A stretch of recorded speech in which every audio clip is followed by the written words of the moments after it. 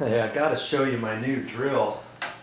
I got a new Ryobi drill and it came with this big huge case, and I thought, what the heck am I going to use a big case for like this? But I just put my nail bag in here and I can carry it around that way. And actually this case is for more than a drill. This is a lithium battery operated drill, and here's another battery, and it came with the charger. It also came with a cute little flashlight, and that fits on here like so, and I can adjust that. I can set it there and adjust it however I want. And it actually, this whole kit actually came with a little circular saw and a Sawzall.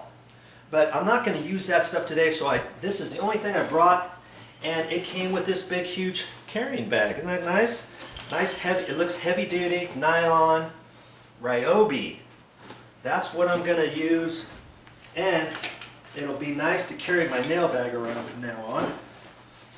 And I've got a lumbar support on. I always use this, and I don't necessarily have to put the suspenders on, but if I do, I could put those on and take some of the weight off my nail bag if I was wearing my nail bag all day long or something. Okay, enough of that. Let's get to it.